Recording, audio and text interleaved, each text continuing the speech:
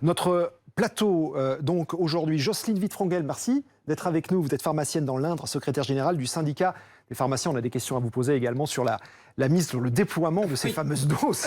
Il y a des questions pour ces médecins. Édouard Obadia qui est resté avec nous. Édouard Obadia, médecin réanimateur à Quincy sous Sénart. Et puis Nicolas Homer. Bonjour, merci. Alors je crois que vous êtes en liaison par Skype. Vous êtes médecin généraliste et responsable du centre de vaccination au Lerme, c'est en Haute-Garonne. Vous allez vacciner, ça y est, vous avez perçu, comme on dit, vos doses de vaccin. Dans quel état d'esprit êtes-vous ce matin? Oui, tout à fait. Bonjour, donc Dr Homer au sud de Toulouse. Merci de nous accueillir effectivement via ce Skype. On a reçu les doses que je suis allé chercher ce matin et on va pouvoir délivrer en l'organisant, puisque avec un flacon par médecin, on organise 10 vaccinations. Et on recueille en fait sur un planning, puisqu'on doit aussi observer une surveillance de 15 minutes par patient. Donc on peut le faire dans des cabinets suffisamment grands et organisés à cet effet. Une question, quel est le rapport ce matin entre l'offre et la demande en ce qui concerne votre cabinet? L'offre et la demande est un peu différente que celle pour le Pfizer. Il y a eu moins de publicité, moins de communication autour de l'Astraz. Il est arrivé assez rapidement. Donc effectivement, on a quelques patients qui ont commencé à venir nous voir dans nos cabinets, le demandant, ou nous demandant de nous les informer sur les effets indésirables, alors qu'on a déjà fait de longs pas sur le Pfizer. Mais en tout cas, on a un certain nombre de demandes et c'est aussi à nous, médecins généralistes, et c'est ce en quoi cette campagne est très importante auprès des médecins traitants, d'appeler nos patients qui sont dans cette cible. Ce sont des patients qui ont entre 50 et 64 ans, comme vous le savez, avec comorbidité. Et donc, on a commencé à sortir nos listings, on a commencé nos plannings et on va pouvoir vacciner très rapidement, ce qui est une très bonne chose. Édouard Obadia, c'est intéressant ce que nous dit ce médecin généraliste, parce qu'il nous dit qu'en fait, AstraZeneca, c'est pas comme Pfizer. Dans la tête des gens, qu'est-ce qui, à votre avis, n'a pas fonctionné pour que AstraZeneca ne soit pas porté comme ça, on va dire, en termes de réussite et de succès sur le même plan que les premiers vaccins? Vous vous souvenez de Pfizer au début, on disait que ça allait changer l'ADN, qu'on allait incorporer de l'ARN dans notre ADN. Les gens étaient très réticents aussi avant le début de la vaccination. Là, on a à peu près le même phénomène avec un vaccin qui est efficace, qui protège bien et qui évite les formes graves. Alors on est au début, effectivement il y a eu des effets secondaires et ça, vous en avez parlé, ce qui fait que tout le monde a été informé, mais on les connaît ces effets secondaires. Alors effectivement, si on vaccine tout un service et que tout un service a de la fièvre le même jour, ça pose une problématique. N'empêche que les effets secondaires ne sont pas graves et qu'il faut recommander ce vaccin pour qu'on ait... C'est ce qu'on a dit aussi. Oui. On a dit qu'il y en avait, notamment dans quelques hôpitaux bretons, mais on a dit également que c'était... Bien sûr, il y en a, ils ne sont pas graves. Il faut utiliser tous les vaccins en notre possession parce que l'immunité vaccinale est importante. Il faut qu'on vaccine la population le plus vite possible. Et puis deux mots sur ces effets secondaires à l'hôpital de Brest. Il faut préciser que c'est sur une population jeune et une population de soignants. Ça veut dire quoi, jeune? Eh bien, on produit une réaction immunitaire plus forte, ce qui peut expliquer des effets secondaires un petit peu plus forts. Et puis une population de soignants qui a proportionnellement plus souvent été infectée par le Covid que le reste de la population et donc est susceptible de produire une réponse immunitaire plus forte au vaccin. Et donc rien ne dit que s'ils avaient été vaccinés avec le vaccin Pfizer, rien ne dit que ces soignants n'auraient pas produit les mêmes effets secondaires. Tant que je vous tiens tous les deux, y a-t-il un effet, alors on sait que le variant britannique va donc prendre le dessus et qu'il va devenir majoritaire, y a-t-il un effet de ce vaccin AstraZeneca et son taux d'efficacité sur ce variant? Arrive-t-il à contourner justement la mutation de ce virus? Question que l'on se pose aussi. Non, il est actif sur le variant britannique et le taux de protection est bon. C'est-à-dire qu'il évite les formes graves qui emmènent les gens à l'hôpital. Ça veut dire que même si l'activité est un petit peu moins bonne, elle évite les formes graves et c'est ça qui sature notre système de santé. Donc oui, ce vaccin est recommandé. Alors, on a vu que pour le variant sud-africain, il y avait plus de questions, d'où l'importance de vacciner vite pour éviter que ce variant ne monte dans la population. OK sur les formes graves. Concernant la contagiosité une fois qu'on est vacciné avec ce vaccin, est-ce que ça nous protège ou pas? On ne sait pas encore, c'est pour ça qu'on préconise de toujours porter le masque une fois qu'on est vacciné, parce que soi-même, on n'aura pas la maladie, et en tout cas, on n'aura pas une maladie grave, mais on risque quand même d'être contaminant pour les autres. Donc, à partir du moment où il y a un risque, c'est le principe de précaution, donc on demande de continuer à porter le masque pour ça. Les autres vaccins qui sont en cours, Johnson & Johnson notamment, on avance aussi là-dessus, ça pourrait nous aider dans la montée en gamme? Plus on aura de vaccins autorisés par les autorités européennes, puis par les autorités nationales, ça traîne trop? Puis plus ça permettra de vacciner rapidement la population, et ces vaccins seront sûrs.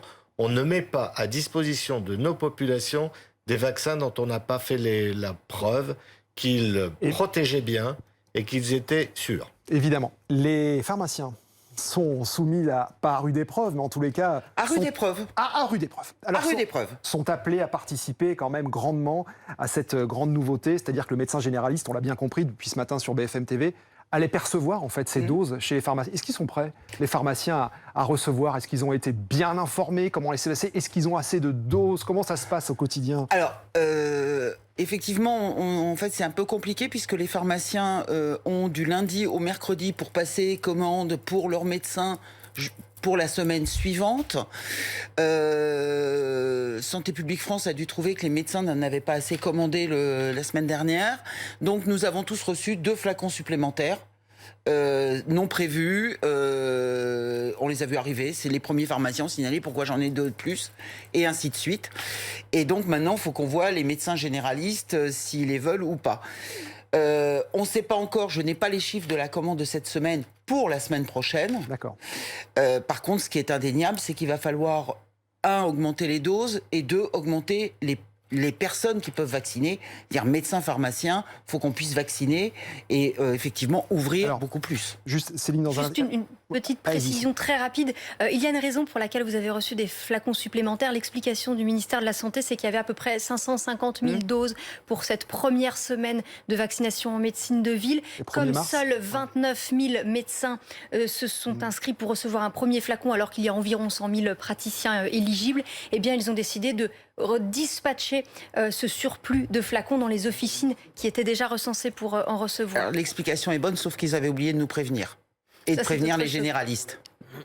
Justement, qu'est-ce qui peut expliquer la crainte? Céline l'a dit, le chiffre. Près de 30 000 médecins généralistes se sont portés volontaires, parce que c'est dans le process que ça se passe comme ça, on va dire, c'est moins de la moitié des médecins généralistes aujourd'hui en activité. Comment expliquer cette réticence? Parce que c'est extrêmement compliqué. Il faut les vacciner dans la journée. AstraZeneca, 2,8 degrés, chacun a un frigo. On peut? Oui, on pourrait. Mais il faut s'organiser. C'est plus compliqué que ça. Vous avez vu qu'il faut garder les patients pendant un quart d'heure. Oui, mais dans une salle. Oui, mais tous les médecins n'ont pas une grande salle d'attente. Tous les médecins ne travaillent pas en groupe. Vous pensez que c'est pour ça? Vous pensez que c'est parce qu'il n'y a pas une grosse salle d'attente? Que les médecins ne vont pas? Ça fait partie d'une des explications. Et puis c'est le début. C'est-à-dire que les médecins avaient leur rendez-vous déjà pris. Il faut caser 10 vaccinations au milieu des rendez-vous de la semaine déjà pris. Donc il faut laisser un peu de temps. Je suis certain qu'on va passer à 30, 40, 50 000 praticiens qui vont vacciner très rapidement. Mais là, ça débute à peine, donc c'est normal. D'accord. Les pharmaciens, ils ont une perspective, justement, que ça se passe mieux pour eux, d'être mieux alimentés, que ça se passe mieux dans les rouages? Alors oui, parce que normalement les doses d'AstraZeneca vont augmenter et normalement il était prévu 500 000 doses à partir de mars par semaine. Donc il faudra voir si elles sont confirmées. Mais il est bien certain que à cause aussi des salles d'attente, des rendez-vous et aussi des autres patients que les médecins ne pourront pas prendre s'ils ont ces patients-là, il faut ouvrir la vaccination aussi aux officines pour que justement toutes ces doses soient utilisées et qu'on ne soit pas en facteur limitant temps. Monsieur Obadia, justement sur cette vaccination, c'est une bonne solution AstraZeneca. Alors je crois qu'on a Jérôme Marty qu'on voulait appeler, médecin généraliste. Est-ce que Jérôme Marty nous entend sur BFM TV? Voilà Jérôme Marty. AstraZeneca, coup d'envoi aujourd'hui. On a parlé de ce taux des médecins généralistes qui étaient plutôt qui se sont portés volontaires pour pouvoir administrer ces doses parmi les gens de 50-64 ans atteints de comorbidité. Vous y croyez à cette vaccination AstraZeneca ou pas? Ben, on y croit, oui. C'est un moyen d'accélérer la vaccination dont on sait que cette campagne, vous le savez depuis le début, est très lente.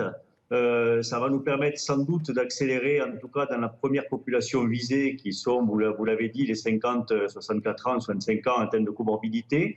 On y croit. Il y a un bémol sur vous le savez, sur le variant sud-africain et brésilien. Il est évident que dans les régions où celui-ci circule beaucoup, peut-être faudra-t-il orienter vers le Pfizer, mais vraiment dans ces régions spécifiques à cette circulation. Est-ce que vous comprenez que les gens, aujourd'hui, que certaines personnes choisissent, émettent un choix sur la vaccination? On sait que c'est très peu possible, évidemment, ça ne l'est pas. Est-ce que vous comprenez cette volonté de certaines personnes, de certains patients, de dire « Attendez-moi, moi je veux du Pfizer ».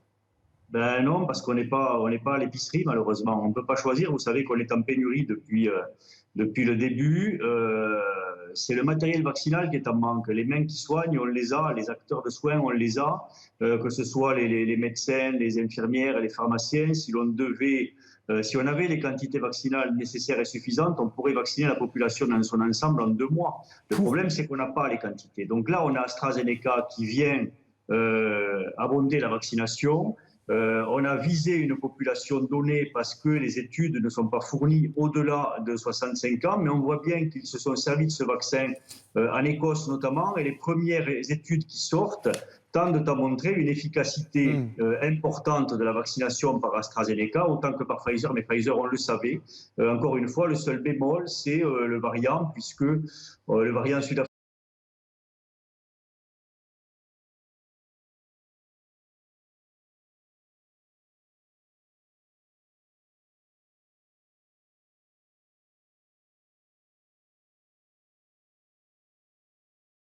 qui est un problème structurel.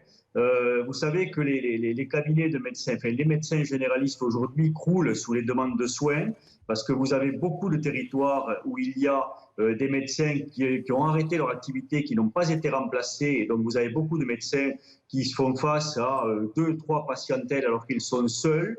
Là, il faut allouer une plage vaccinale pour 10 patients et probablement la semaine prochaine pour beaucoup plus puisqu'on aura sans doute 2 ou 3 flacons, donc ça veut dire 20-30 doses, donc une plage de 20-30 patients. Or, la demande de soins est telle que les médecins n'arrivent pas à dégager des plages suffisantes pour regrouper les patients pour les vacciner. Ça, c'est une première chose.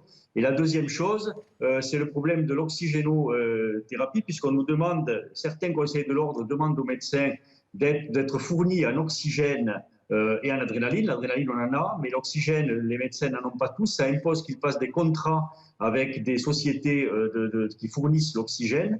Ces contrats sont payants et ça pose un problème de fourniture. Donc il y a eu... Pardon ?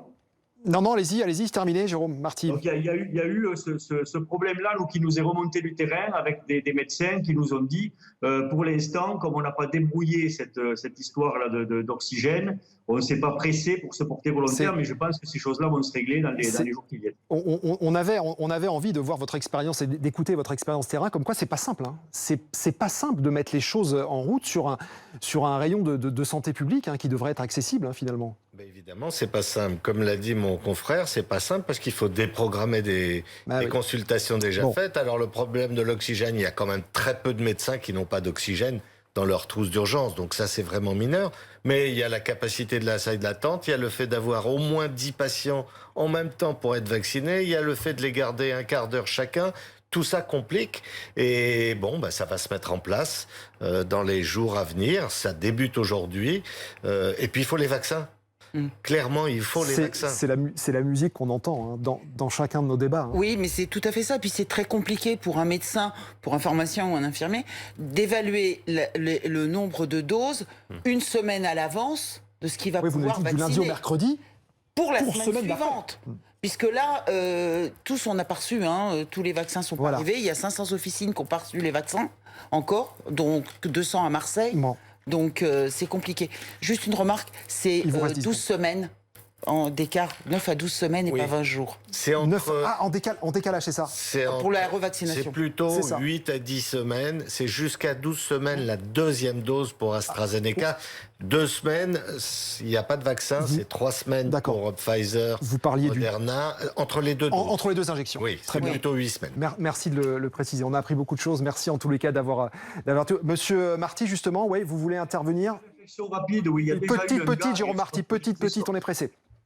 Oui, très vite. On devait commencer la vaccination aujourd'hui. Moi, j'avais programmé un patient aujourd'hui. J'ai été obligé de déprogrammer pour commencer demain parce que le grossiste répartiteur a eu un souci de chaîne du froid, ce qui a occasionné une journée de plus de vérification et la pharmacie n'a livré que cet après-midi.